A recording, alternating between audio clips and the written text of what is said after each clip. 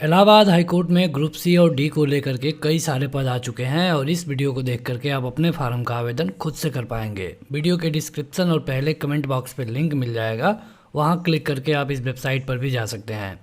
30 अक्टूबर से आवेदन शुरू हो चुका है, 13 नवंबर अंतिम डेट होगा। यहाँ पर जो आपको फ़ीस देना होगा ये अलग अलग पदों के लिए अलग अलग है, जैसे कि स्टेनोग्राफर के लिए general OBC EWS 1000, SC ST 800, junior assistant के लिए अलग है, और जो ग्रुप डी और एक और पद है उसके लिए अलग अलग। तो आपको पूरा नोटिफिकेशन पढ़ना होगा। आपकी उम्र कम से कम 18 साल और अधिकतम 40 साल होनी चाहिए। चूँकि ये इलाहाबाद हाई कोर्ट से भर्ती है, यानी कि लोकेशन होगा उत्तर प्रदेश, और आपको जो इसके एग्ज़ाम सेंटर देखने को मिलेगा उत्तर प्रदेश में ही मिलेगा। 3932 पद हैं और हम आपको बता चुके हैं कि यहाँ पर है स्टेनोग्राफर, जूनियर असिस्टेंट, ड्राइवर और ग्रुप डी के पद। अब सबका एजुकेशनल क्वालिफिकेशन अलग अलग होगा, जैसे कि स्टेनोग्राफर में हिंदी और इंग्लिश वाला है तो यहाँ पर स्टेनोग्राफी टेस्ट आपको देना होगा और आपके पास ग्रेजुएशन की डिग्री होनी चाहिए। जब आप स्टेनोग्राफी टेस्ट देने जाएंगे उससे पहले आपको CCC दिखाना पड़ेगा, और यहाँ पे जो शॉर्ट हैंड होना चाहिए ये 80 वर्ड प्रति मिनट और टाइपिंग होना चाहिए 30 वर्ड प्रति मिनट। तो ये इंग्लिश और हिंदी दोनों में लगेगा। जूनियर असिस्टेंट में आपको 12वीं पास होना चाहिए हिंदी या फिर उर्दू के साथ, लेकिन आपको CCC दिखाना होगा और टाइपिंग देनी होगी हिंदी में 25 वर्ड प्रति मिनट और इंग्लिश में 30 वर्ड प्रति मिनट। अगर आप पेड अप्रेंटिस को देखेंगे तो सेम यही कंडीशन है जूनियर असिस्टेंट वाला, और ड्राइवर में आपको 8वीं पास होना चाहिए। ग्रुप डी में कई सारे पद हैं और इसके लिए आपको कम से कम 10वीं पास होना चाहिए, और इसके अलावा बाकी चीज़ें आपको नोटिफिकेशन में मिल जाएगी, जिसको क्लिक करके आप यहाँ पे पढ़ सकते हैं। तो जब आप नोटिफिकेशन पढ़ लें तो आवेदन करने के लिए आपको ऑनलाइन वाले पे क्लिक करना होगा। आपके सामने इस तरह का पेज आ जाएगा। अगर आप नोटिफिकेशन नहीं पढ़े हैं तो यहाँ पर भी क्लिक करके नोटिफिकेशन पढ़ सकते हैं। और यहाँ पे आपको अप्लाई नाउ वाले ऑनलाइन वाले पे आने से पहले क्लियर कर लेना है कि हम किस पद का आवेदन करने वाले हैं। तो यहाँ पे अगर आप क्लर्कियल वाले का आवेदन करना चाहते हैं, सबका प्रोसेस सेम ही होगा, तो आपको उस पर क्लिक करना होगा, और जब आप क्लिक करेंगे तो आपके सामने इस तरह का पेज आ जाएगा। यहाँ पर आपको न्यू रजिस्ट्रेशन वाले पे क्लिक करना है, और यहाँ पर आपको ये 3 स्टेप में फार्म कंप्लीट होगा, रजिस्ट्रेशन, एप्लीकेशन फार्म और फीस का पेमेंट। ये सारी चीज़ें आपको पढ़नी चाहिए, क्योंकि आवेदन करने से पहले आपको पता चल जाएगा कि आवेदन करने में क्या क्या चाहिए। वैसे आपको बता दें कि यहाँ पर बताया गया है फोटोग्राफ, सिग्नेचर, बाएं हाथ के अंगूठे का निशान आपको JPG फॉर्मेट में देना होगा, और यहाँ पे फोटोग्राफ जो है आपका 10 से लेकर के 200 KB के अंदर में होगा, सिग्नेचर 4 से लेकर 30 KB के अंदर, और जो बाएं अंगूठे का निशान है ये 4 से लेकर 30 KB के अंदर। तो ये सारी चीज़ें आपको अपलोड करनी पड़ेगी। फ़ोटोग्राफ जो आपका ब्लैक एंड वाइट में होना चाहिए, अच्छा दिखना चाहिए, और 3 महीने से ज़्यादा पुराना ना हो तो ज़्यादा बेहतर है। यहाँ पर नीचे जाना है आपको। अगर आपने सब कुछ पढ़ लिया है तो क्लिक करिए और यहाँ पे प्रोसीड वाले पे जाना होगा। जब आप प्रोसीड वाले पे क्लिक करेंगे तो आपके सामने नया पेज होगा।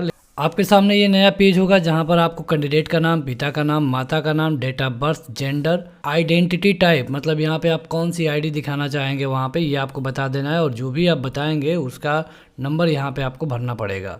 तो अगर आप आधार देने वाले हैं तो यहाँ पे आप देखेंगे तो आधार का कोई विकल्प नहीं है।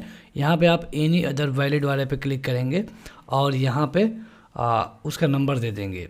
यहाँ पर आपको अपना एड्रेस के बारे में बताना होगा, पूरा देखिए बताना है। अगर आपका यही वाला एड्रेस आपका परमानेंट भी है तो आप यहाँ पे चेक बॉक्स पर क्लिक कर देंगे, तो जो आपने यहाँ पे भरा है ऑटोमेटिक यहाँ पे भर दिया जाएगा। अगर आप चाहते हैं अलग अलग हो तो आप अलग अलग भी कर सकते हैं। यहाँ पर आपको पासवर्ड बनाना है। देखिए पासवर्ड के लिए कुछ चीज़ें आपको देखनी होगी। पासवर्ड कम से कम 8 अंकों का और अधिकतम 13 अंकों का हो सकता है। एक अपर लेटर हो सकता है, मतलब कैपिटल लेटर, एक स्मॉल लेटर हो सकता है, और एक न्यूमेरिकल वैल्यू हो सकता है, और कम से कम एक स्पेशल कैरेक्टर हो सकता है। तो आप हर चीज़ को 2-2 करके ले लेंगे तो ये 8 अंकों का हो जाएगा और आपका पासवर्ड बन जाएगा। तो पासवर्ड को एक बार यहाँ देना है, फिर से दोबारा यहाँ देना है, और अगर आप पासवर्ड भी भूल जाएं तो उसके लिए आपको एक क्वेश्चन का उत्तर देना पड़ेगा, जैसे कि आपने कौन सी वेबसाइट पे विजिट किया है, आपके पहले स्कूल का नाम क्या है, आपके पड़ोसी के पालतू का नाम क्या है, ठीक, आपके पहले व्हीकल का रजिस्ट्रेशन नंबर क्या है, आपकी फेवरेट बुक क्या है। तो इससे क्या होगा कि जब भी आपका पासवर्ड गलत हो जाएगा तो आप इससे अपने फार्म को ओपन कर पाएंगे। यहाँ पे देखिए इस कैप्चा कोड को यहाँ एंटर करना है और सबमिट वाले पे क्लिक कर देना है। तो सबमिट करने पर आपके सामने एक रिव्यू का पेज आएगा और कहा जाएगा कि आप इसे मिला लीजिए। अगर सब कुछ सही है तो यहाँ पे आपको क्लोज वाले पे क्लिक करना होगा और यहाँ पे कहा गया है कि जो जो चीज़ें आपने मिला लिया है उस पर ट्रिक करिए। तो आपने सब कुछ मिला लिया होगा और सब कुछ पे ट्रिक करने के बाद यहाँ पे आई एग्री वाले पे क्लिक कर और सबमिट एंड सेंड ओटीपी पे क्लिक करना है। यहाँ पे आपको यस कर देना होगा। यहाँ पे आपके मोबाइल नंबर पे एक ओटीपी भेजा गया है, उसको आप यहाँ भरिए। उसके बाद सबमिट रजिस्ट्रेशन फार्म वाले पे आपको क्लिक करना होगा। आपका फार्म कंप्लीट कर लिया जाएगा। यहाँ पर देखेंगे आप तो आपको इस तरह का एक कंप्लीट वाला मैसेज दिख रहा है, लेकिन दो चीज़ें अनकम्प्लीट है, यानी कि आपका फार्म और फीस का पेमेंट। अब आपको कंप्लीट करने के लिए यहाँ पे क्लिक करना होगा। यहाँ पे एप्लीकेशन नंबर दिख रहा है, को मैसेज और ईमेल के द्वारा भेजा जा चुका है। अब आपको यहाँ पे पर्सनल डिटेल वाले पे क्लिक करना है। यहाँ पे देखिए आपका डिटेल दिख रहा है। जो चीज़ें यहाँ पे दिख नहीं रही हैं उसको आपको भरना होगा, जैसे कि नेशनलिटी, अगर आप उत्तर प्रदेश से हैं, कैटेगरी, और यहाँ पे महिलाओं के बारे में कुछ है। तो ये सारी चीज़ें आपको भरने के बाद सेव एंड नेक्स्ट वाले पे क्लिक करना होगा। अगले पेज पर आपसे पूछा जाएगा कि क्या आपके पास आधार नंबर है, तो आपको यस या फिर नो करना होगा। यहाँ पे अगर आप यस करेंगे तो आपसे आधार नंबर पूछा जाएगा, अगर आप नो करेंगे तो यहाँ पे आधार नंबर नहीं पूछा जाएगा। तो यहाँ पे अगर आप अपना आधार नंबर शेयर करना चाहते हैं तो यहाँ पे क्लिक करिए और यहाँ पे अगर आपका आधार नंबर और आपका डिटेल अलग अलग है तो यहाँ पे क्लिक करिए। अगर आप अपना आधार नंबर शेयर नहीं करना चाहते हैं तो यहाँ पे क्लिक करिए, डिक्लेरेशन में जाइए और कैप्चा कोड भरने के बाद सबमिट एट नेक्स्ट वाले पे क्लिक कर देना है। बारी है आपके पोस्ट की और यहाँ पे हमने क्लर्कियल वाला चुना था, तो यहाँ पे आपको अपना पद सेलेक्ट कर लेना होगा। और अब बारी है आपके एग्ज़ाम सेंटर की, तो आपको एग्ज़ाम सेंटर चुनना है। यहाँ पे उत्तर प्रदेश में से ही चुनना होगा। और यहाँ पे देखिए जो भी सेंटर दिख रहे हैं, हालांकि जितने सेंटर दिख रहे हैं उतने सेंटर होंगे नहीं, तो फिर भी आप ज़रूर चुन लें, हो सकता है कि आपका सेंटर मिल जाए। तो यहाँ से हम कोई चुन लेते हैं।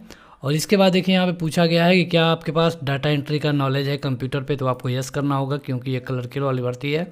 यहाँ पे पूछा गया है कि क्या आपका इंटरमीडिएट में मैथ है, तो यस, और यहाँ पे ट्रिपल सी है तो यस, और यहाँ पे टाइपिंग के बारे में पूछा गया है तो यह भी यस, टाइपिंग के बारे में फिर से, और यहाँ पे एनसीसी के बारे में पूछा गया है तो हम नो कर देते हैं। अगर आपके पास होगा तो यस करिएगा। यहाँ पे उसी तरह आर्मी के बारे में पूछा गया है तो हम नो कर देते हैं और ये कैप्चा कोड फिल करेंगे। और इसके बाद जब कैप्चा कोड फिल हो जाएगा तो सेव एंड नेक्स्ट वाले पे क्लिक कर देंगे, यहाँ पे यस कर देंगे।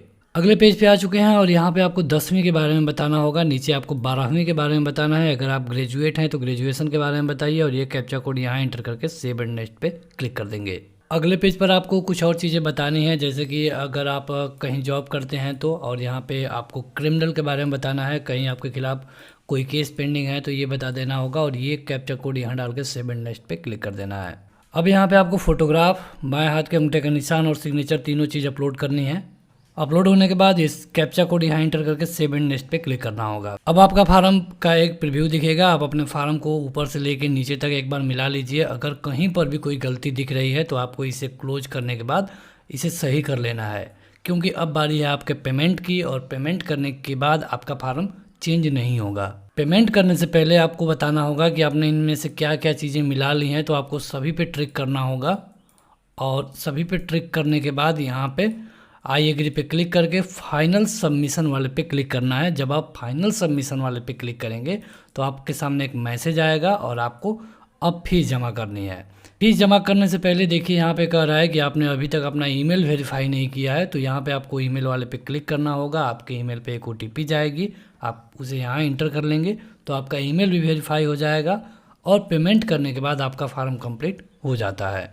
तो इस तरह बड़े ही आसानी से आप अपना फार्म का आवेदन कर पाएंगे। अगर आपको आवेदन करने में कहीं पर कोई दिक्कत होती है तो कमेंट करके ज़रूर बताएं और इसी तरह के जॉब अपडेट के लिए वीडियो को लाइक और चैनल को सब्सक्राइब करें। Thank you.